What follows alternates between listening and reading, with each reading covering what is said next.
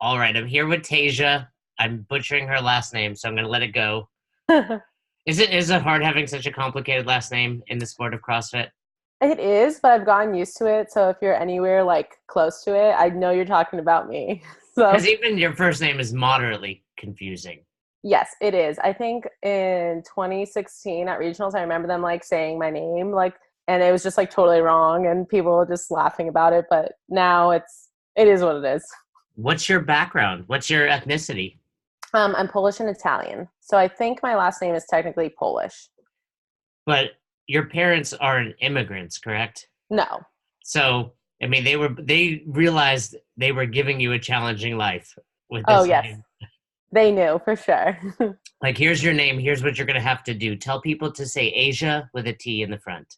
Yeah, that's actually genius because most people don't pick that up and they try to like say it front to back. So it's like Tasia or like, I don't even know. There's so many different things. It's like parents that give their kids a first name but go by their middle name. I'm like, you're just setting them up to get bullied in Yes, elementary school. totally. So, we were chatting ahead of time, and you have quite the credentials. I mean, the biggest credential you have is last year you guys won the CrossFit Games. Pretty Yes. cool. And, So and I cool. definitely want to talk all about that. I met you actually. Do you remember in 2016? I had to like shuttle you around. I was telling Yeah. my Roz, my wife, was like, "How do you know her?" I was like, "Well, you remember in like the year we went to Aromas, had I forget the other athlete that I was It like, was I was thinking because I was actually thinking about it before the podcast. It was the Anderson brother, I think Kobe Anderson. It oh, was his first year too. We were paired together and you were our like chaperone. and we knew just as little as you did. Right. And they're like, all right, watch. Every judge got two athletes, and they're like, watch them. And we're like, what does that mean? Like, so we, tried to make sure that was a terrible day, not up for training, but I almost kind of removed it from my memory. But remember, we couldn't get back to Yep. Carson. We were It was delayed, a I think. long day, especially for like that being my first games and how stressed I already was. To like wake up at I can't remember, it was like two something because we had to leave by whatever four and then just travel not knowing where you're going. I remember I didn't even bring my wallet. I like was just so unprepared and so terrified, and then we got delayed coming back. So yeah, it was good. It was a good experience.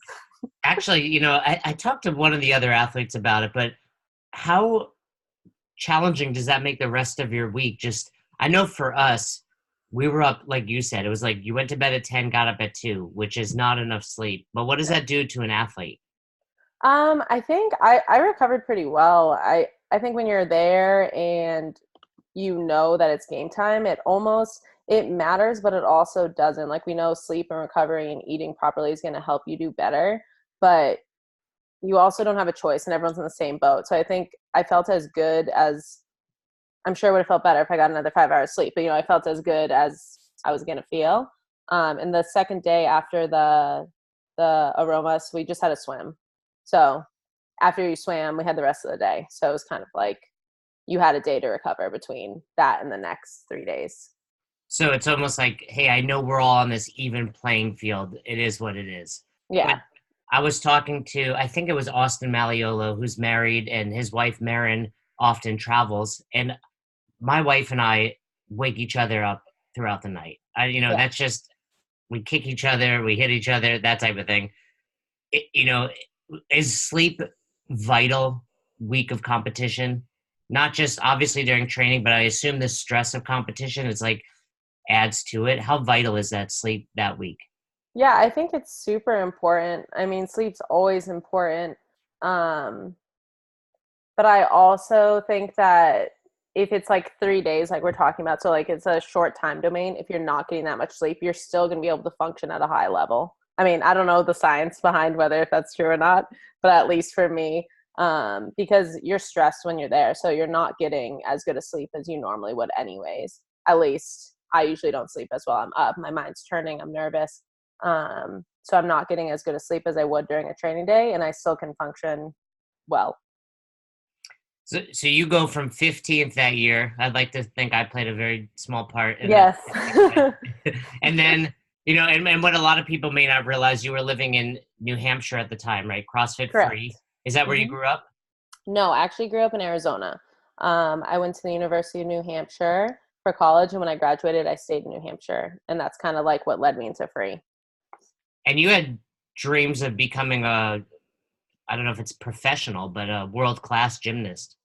Yeah, I mean, I competed in college as a collegiate gymnast, and growing up, I had always wanted to go to the Olympics as a gymnast, and I didn't have the natural talent for it. I worked really hard and ended up getting a scholarship, and that was kind of like, that was my ceiling for me personally. So what's harder, going to the Olympics as a gymnast or winning the CrossFit Games? Oh man, I think they're both very different. They're both incredibly difficult, as we can see. Well, Yeah, I which don't would know. you? Okay, well then it's hard to say because you've only done one. But what would you prefer, a gold medal or a gold medal at the games? I mean, I would prefer a gold medal at the games, but I don't know. I guess I think they're both equally as valuable. They're just different. They're just different. Is it easier to make a living as a games athlete than as a gymnast, Olympian?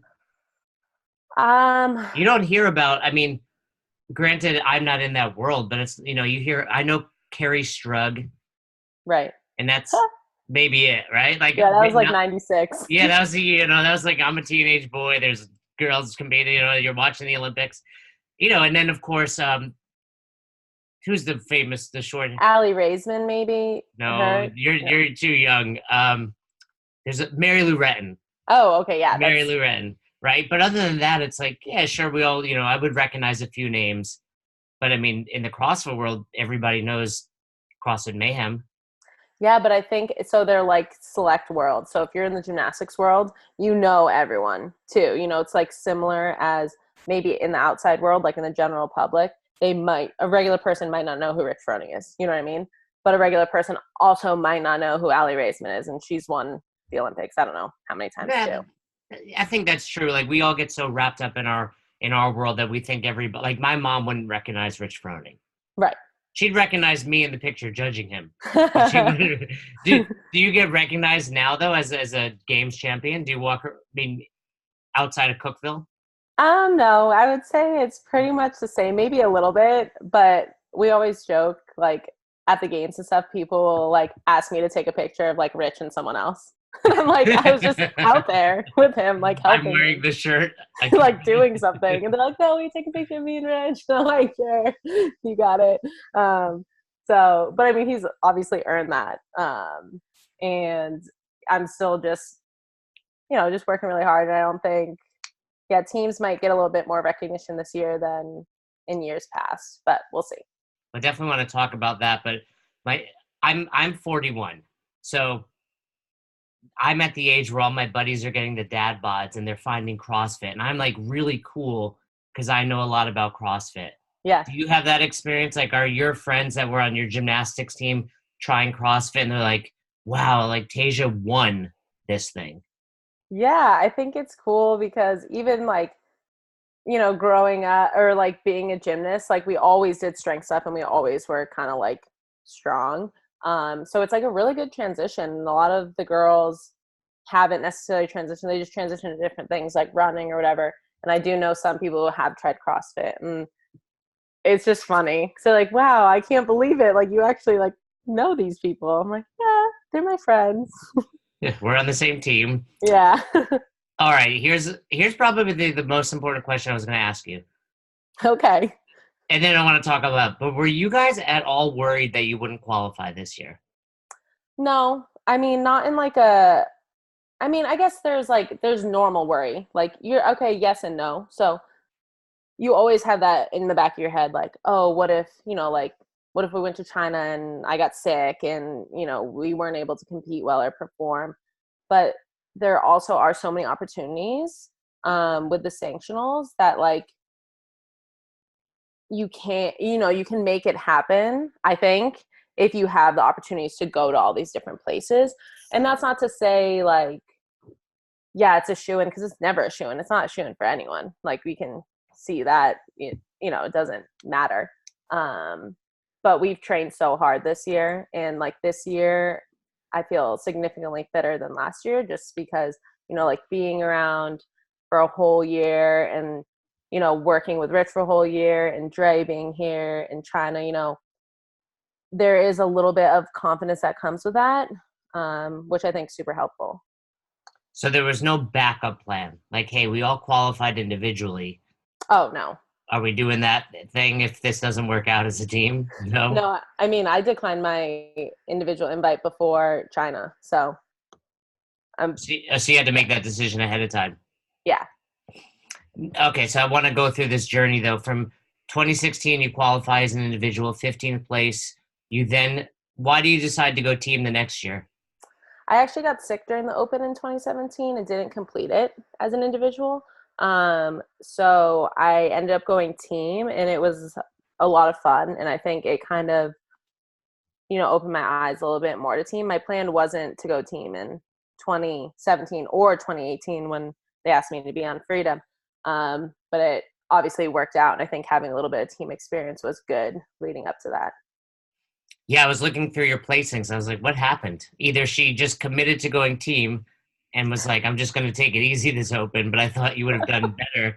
So that makes sense that you got sick that year. And then all of a sudden you're on Mayhem. So is that just like, hey, Rich calls you, texts you, DM slides into your DMs and is like, hey, have you thought about Well, Cookville? kind of. I mean, I got a text in maybe, I think it must have been like October, the end of September, from CrossFit Mayhem Freedom Instagram. And it showed up, it didn't even show up into my like normal one. It showed up into like my Right, the like they other weren't one. following you. Yeah, that one. And yeah, it was just obviously I didn't know what my plan was. I had wanted to go individual again that year because I didn't get the chance to go in 2017, but it was also the opportunity of a lifetime. Like I knew that who was leaving that year? I think Refit was leaving and they needed to replace her. And I know strength being a strength of mine was something they were trying to replace. And at the time I actually was like rehabbing a torn labrum that I had torn in May of that year in my shoulder. So I was kind of like nervous and wasn't sure if I was going to be capable of filling that spot. But the first step was just like, hey, I'll come out and like meet you guys. And because they wanted to like see if I was fit enough and, that if I fit in with the group. If you were fit enough. So like 15th at the games it's like a first date really. Yeah, it totally is. And the thing is, it's super valid because just because I got 15th in 2016 doesn't mean that I'm going to be fit in 17 or whatever. Or fit well on a team, right? You're an individual. I mean, gymnastics is a team, but it's like wrestling. It's individual.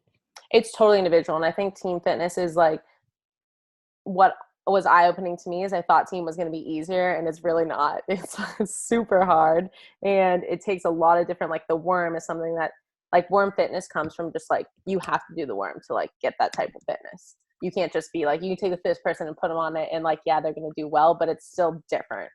So I think learning those things was rough. Do you think Rich texted me and I just didn't see it because it was in my other DMs also? That could have been it. Maybe it was you. You were the first choice. Well, do you think you were the first choice, or have they told you at this point? Yeah, I mean, they had asked. I think Jen Smith had been asked, and she wanted to go individual. And then I know that there were other people they were talking to. What I didn't know was like when I showed up there, I thought it was going to be kind of like a try. Well, it was kind of like a tryout, but I thought it was going to be more of a tryout where there's going to be like me and then another girl coming in and then another girl coming in. And when I was there, they're like, no, like we want you if you want to come, but like we need to know obviously because they had till December at that point with the affiliates still being, you had to be in the same affiliate. So that was a little bit of relief because I was just like so stressed about performing in this like trial weekend there. And they had kind of already, from meeting me and knowing my fitness level, decided that they had wanted me if I wanted to come. And it probably helped that you were in a position in life where you can relocate. Totally. And I think, that's super important where like this year it's totally different. People can go from wherever. But you needed someone who's going to be able to move there. So do you like living in Cookville?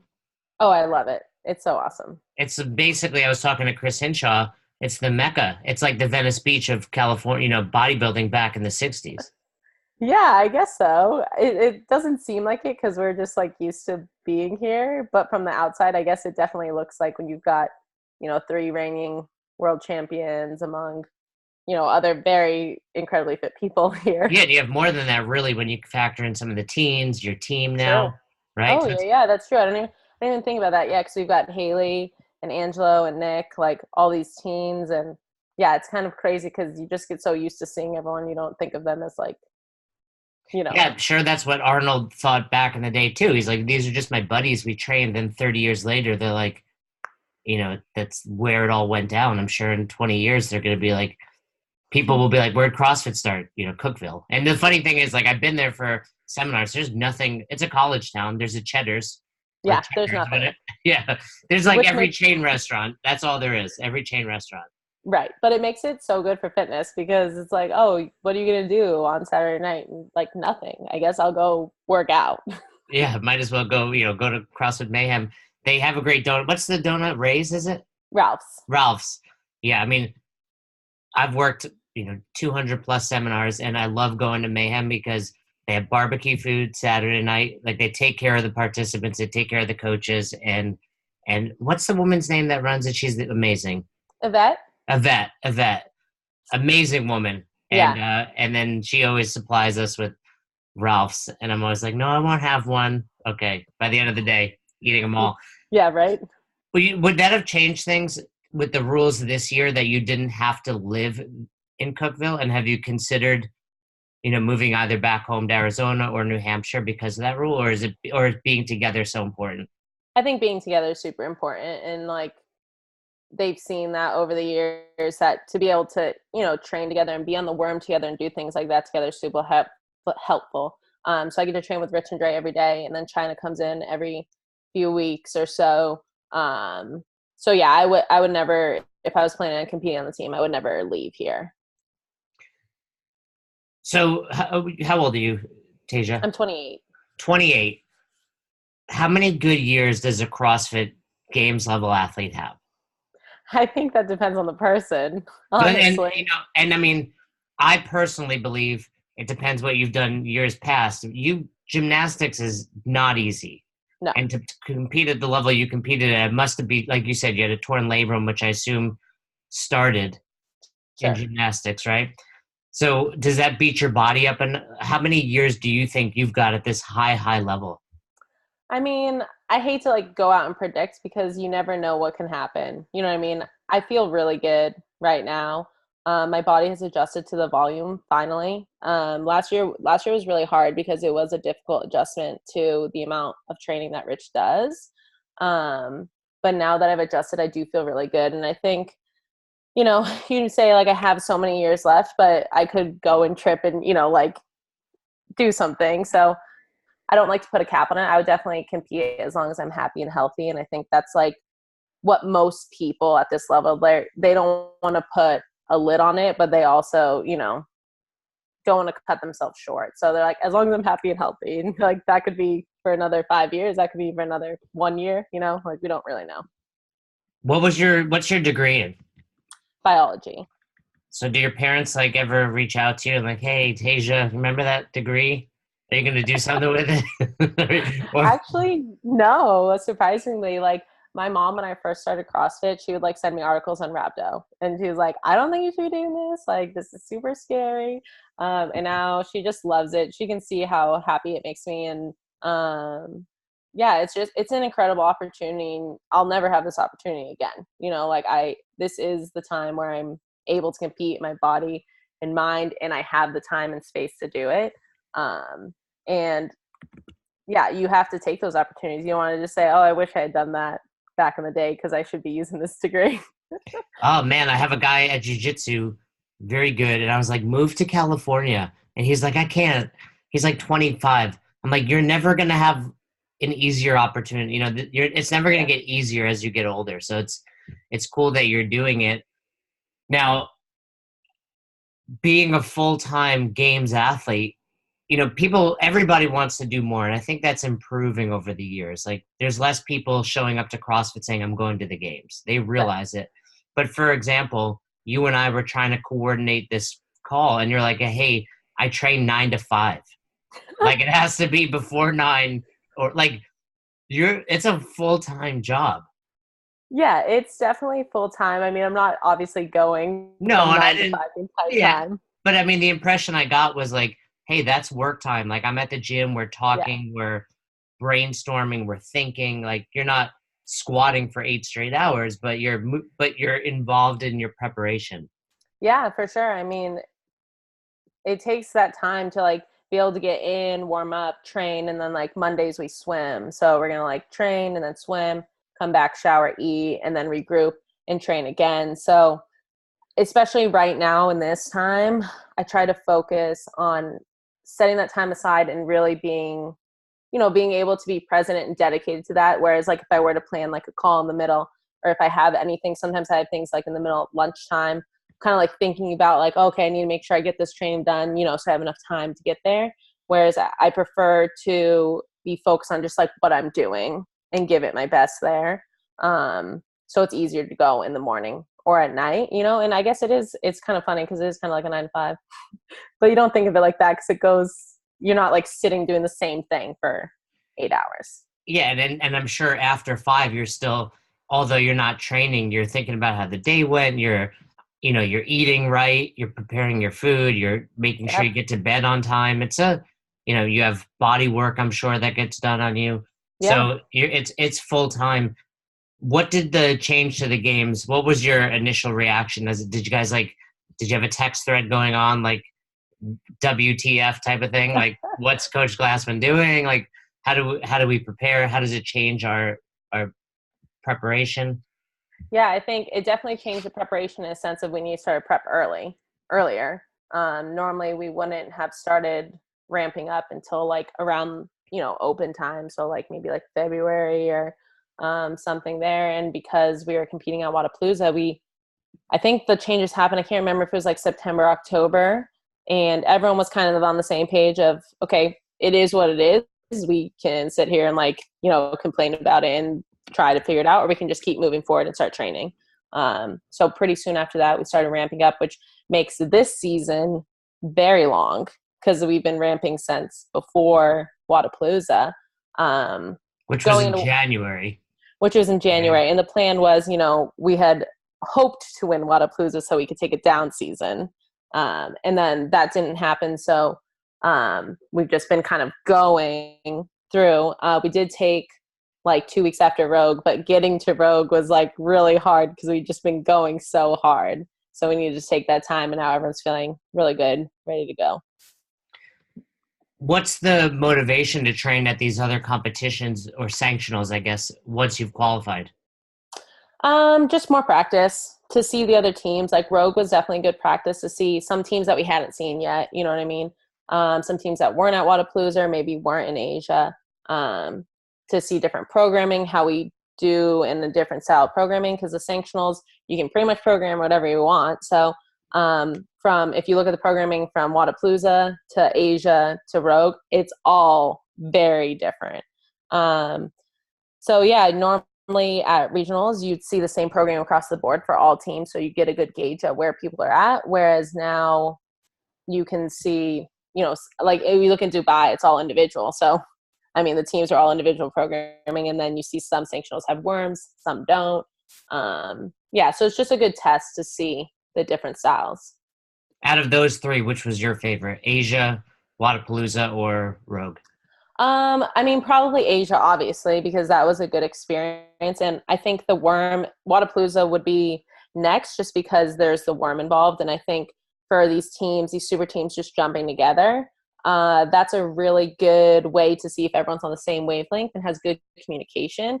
So we like to see the worm because we communicate really well together and we work really well together because we spend time together. So yeah, anything with the worm or more team aspect like synchro and things like that usually bode better for us. Do you like watching other teams implode on the worm? I mean, I don't say I like it, but it's kind of funny because you think, like I said earlier, I think just briefly, when I came in to Freedom last year, I was like, oh, I'm pretty fit. Like I can keep up on the worm. And I started working on the worm with Rich, Hewitt, and Lindy. And just because I was the weak link, you just keep getting pummeled and pummeled into the ground. And it's like you don't want to give up. So you're like full red line, just like trying to pick this thing up off the ground. So it's just a funny experience because I think it definitely squashes egos really fast. So that can be like fun to watch. Well, and is there a bit of the teams that like train together, like you guys that are like, you know, yeah, that's what you get. Like we live in Cookeville, we live and breathe this team, and then you guys are trying to throw four individuals together. This is what happens.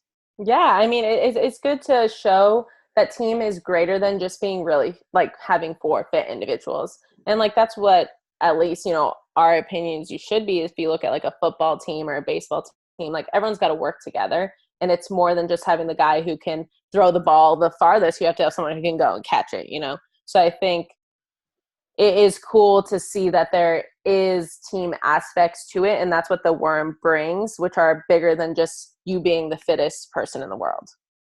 So I've used the worm. I hate it. I But hate it. what do you find? Like what's hard? I mean, it's a clean and somewhat of a jerk at the end of the day, right? I mean, of course there's a few other movements you can do, but it's ground to shoulder, sometimes shoulder to the other side. Yeah. What's so hard about it?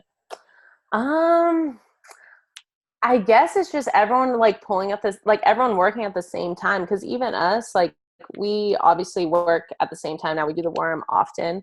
But if you have someone who's like a little bit slow on the pull or like, you know, not using their legs much or a little bit taller or shorter, it's going to affect how you're pulling it off the ground and how it affects how tired you get.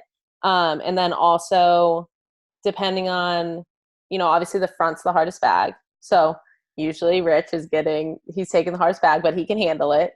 But then there's the rest of us. So if you're like, if it's paired with something maybe that you're not good at, then you're getting like pushed in this sense on the outside by something you're bad at. And then you go back to the worm and everyone feels a little bit better than you, but you have to keep up with them. So I think there's like so many factors that play into it that, yeah, it's so hard. And you'd think it wouldn't be that hard. Who is Rich the one calling the reps when you guys are on the worm? No, it's usually Dre, it's usually the person, someone in the middle so that they can hear.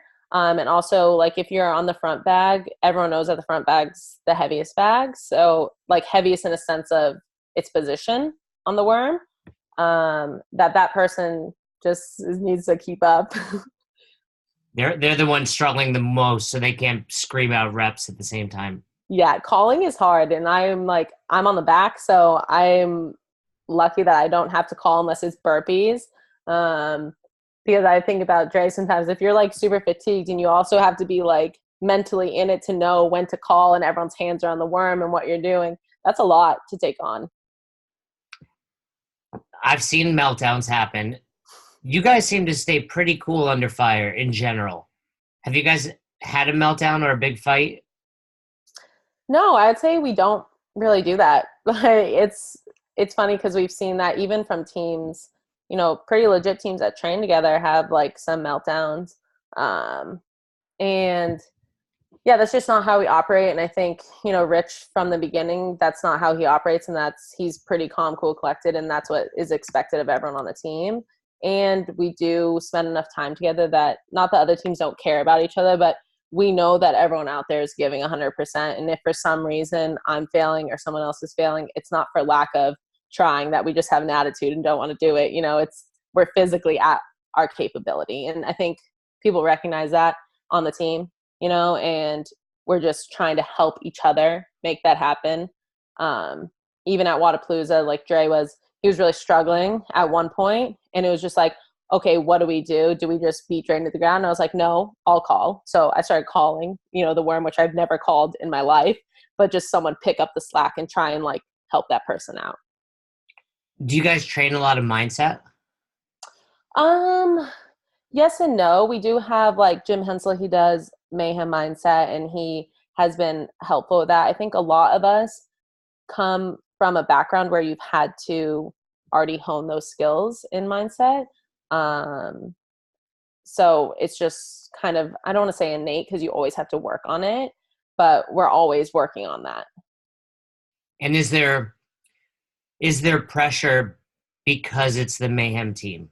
Yeah, for sure.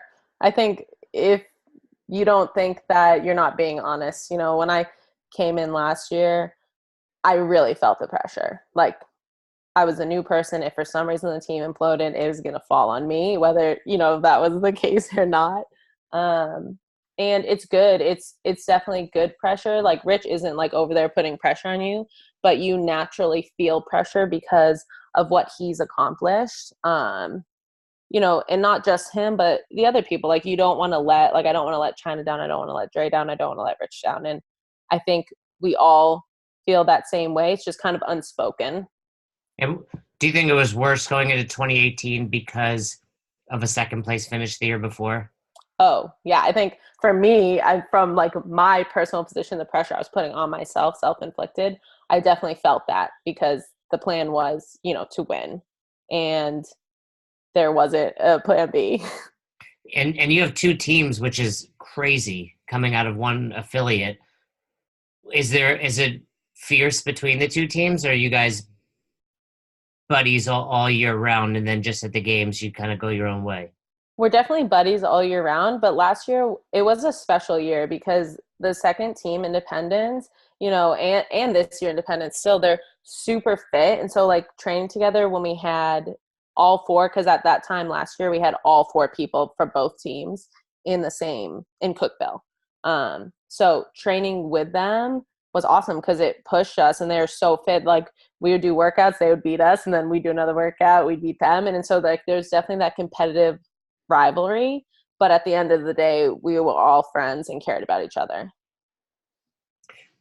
Do you feel now, since you're training for the games and you're training so hard, I mean, it's obvious you're sacrificing, but what are some of the things you feel like you're sacrificing as a 28-year-old? There's definitely sacrifice involved, but it's things like I don't mind staying in on like Friday and Saturday nights, like those things which people would call sacrifice. I guess it is in a sense, but it's also not to me because I value, what I'm doing and this opportunity that I have. But it's just time, time from building like other things. I could, be going back to school or doing something else, and that would technically be a sacrifice, but it just doesn't feel like that because I am really invested in what I'm doing and love what I'm doing. So it doesn't feel like that, if that makes sense.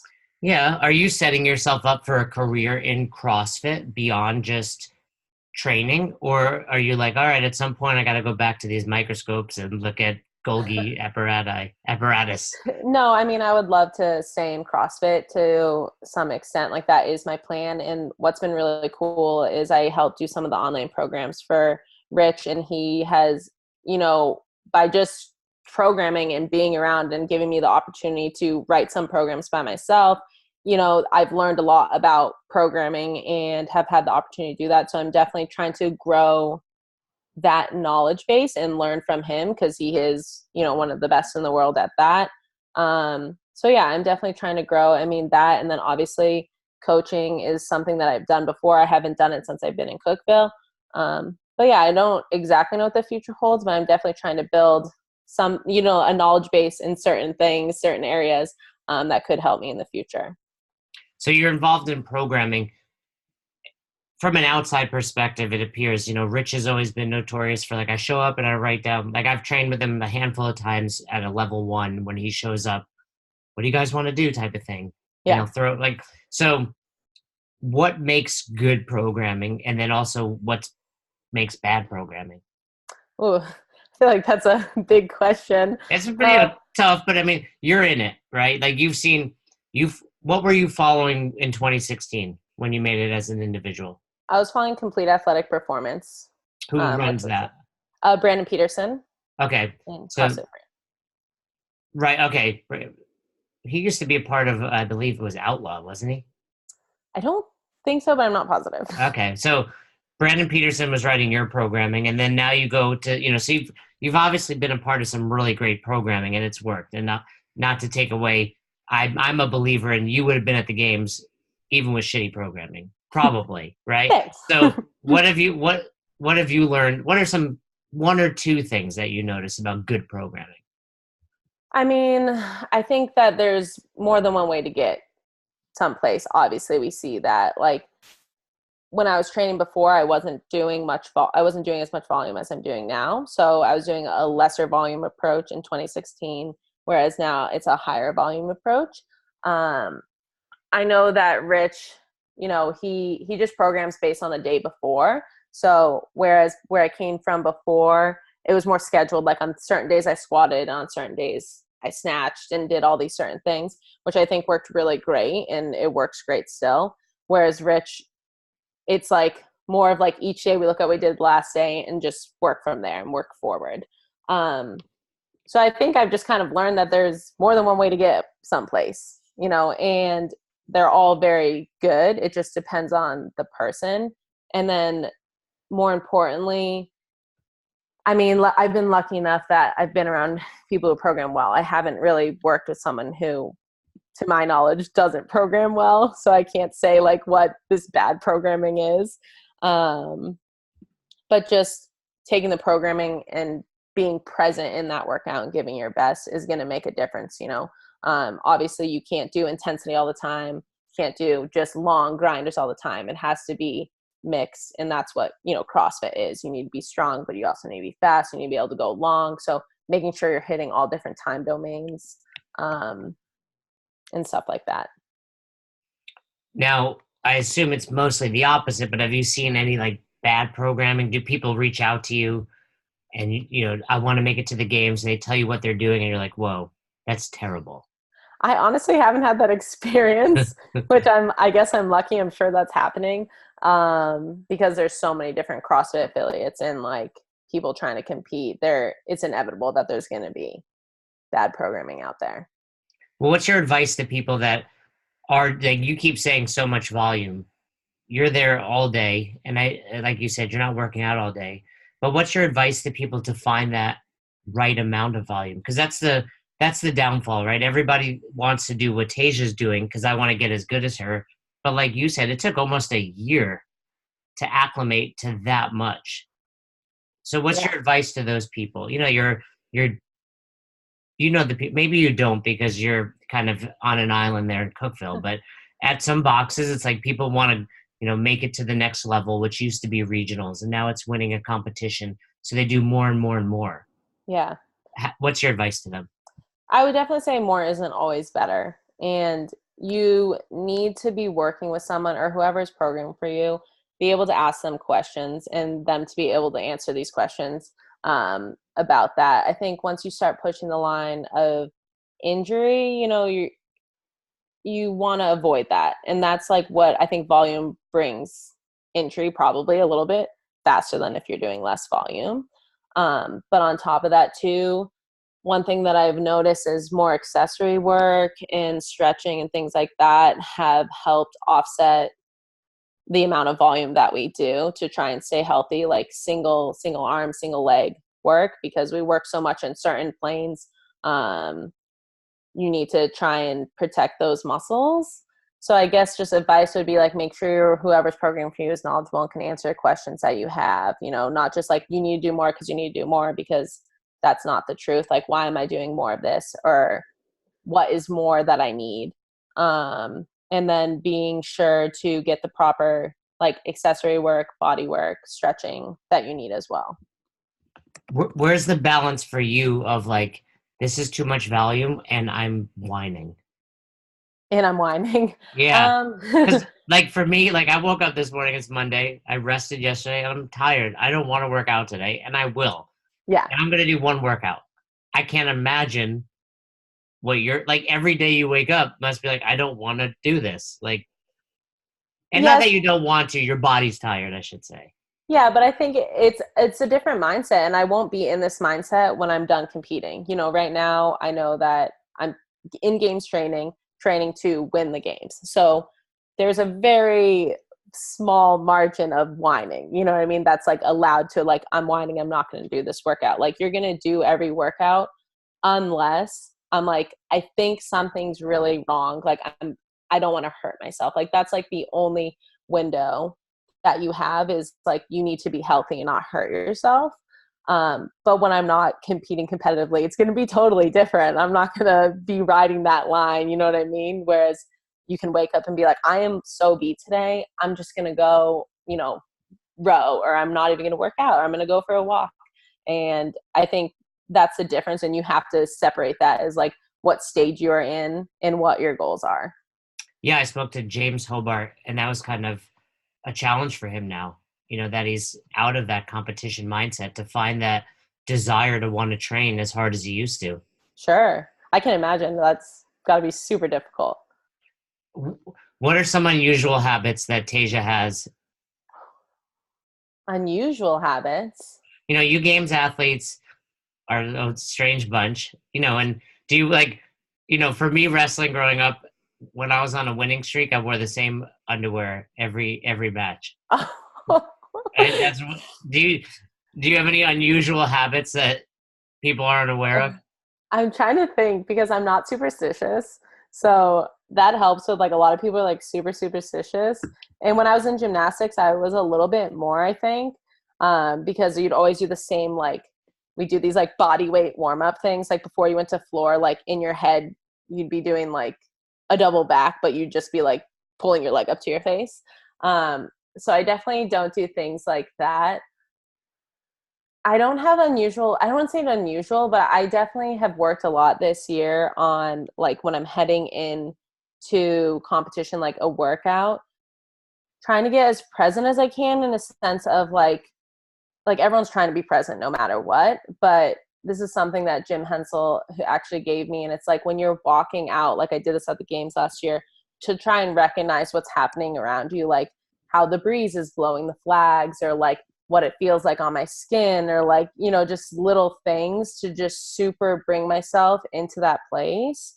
And remind myself, which I guess it's not really unusual because I'm trying to think of something No, but gross that I have.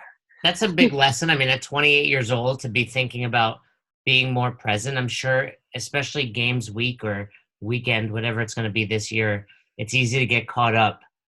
Oh And yeah. not just, maybe you experienced that more in 2016 where you're like, I'm competing with Tia and Annie and all these women that you look up to, and all of a sudden you're beating them. Right. To remember and be present in those moments.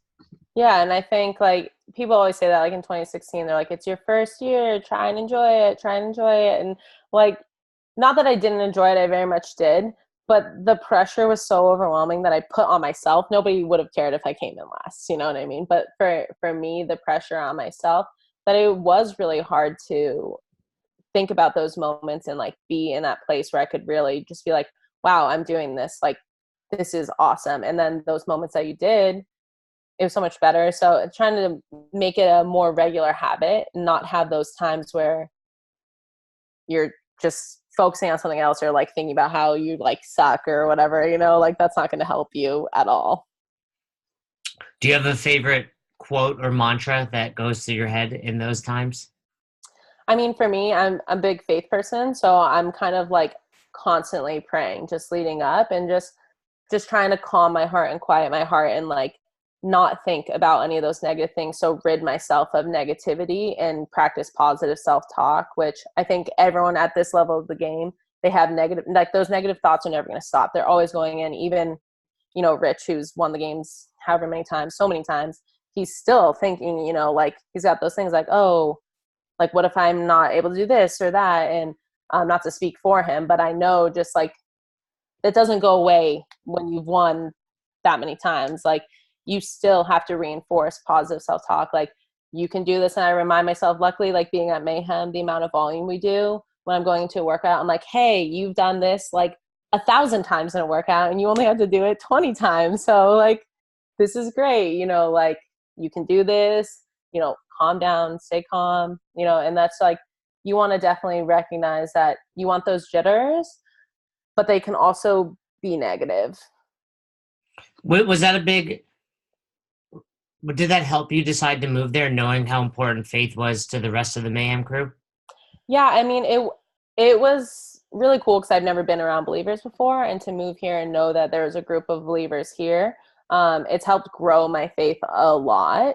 And that's just been so incredible to have not only like these physical things that I want and are achieving as like goals in sports, but also achieving, I guess, like goals in the sense of like spiritually mentally, emotionally. It's been overall being here in Cookville has been a huge blessing in my life. All right, last question, Tasia. Do you have a book you recommend that the listeners check out? Oh my gosh, a book. That's great because I love to read. I'm trying to look I have like my bookshelf over there of like what would be a great book. I mean, one of my No bio textbooks. no, yeah, biology 101. 199. I mean, one of my favorite books is The Alchemist, which Oh, I that's read, a classic. I love that yeah, a book. long time ago. I'm sure people say that all the time. So that's the one when I'm looking at my shelf that is one of my favorites, and I would definitely recommend reading. Yeah, talking about faith and all that good stuff. The Alchemist. A couple people have recommended it. Easy book too. Oh, Short so book. easy. So great. Well, I know you have 8 hours of training ahead of you, so I will let you go. And it's been really great chatting with you. I'm excited to see you again. Hopefully in Madison. We're not sure if we'll be there yet, but Oh no. we'll find out. We haven't heard about whatever you guys are finding out. We're finding out around the same time. So Cool. I'm sure you're excited. I'm sure the team is getting prepared. It's just a couple of weeks. Is that exciting that it's like, like senioritis kind of? Like, are you Oh getting yeah. that a little bit? Like, I'm so excited, and like it goes so fast. You're like 6 weeks. I have 6 weeks. And I'm like, it's gonna go so fast. So you gotta enjoy every day. what, how much time are you given off though at the end? Like, Like after. so, last workout Sunday, and then when is it like the text that it's like meet at the gym Monday, 8 a.m.? Like I when's mean, Rich, if you know Rich Froning, he doesn't really stop working out. So like he'll jump right back in, and then the rest of us can join in when we're ready. I don't know how this coming year is going to work with like everything changing and the open being in October, and like will the open still not matter? So I think a lot of factors are going to play into when we pick up training again. Hopefully there'll be a legit off season though. couple days off so you can rest Yes. and heal up. But thanks again. Enjoy today's training, and we look forward to seeing you guys on top of the podium. Thank you so much for having me.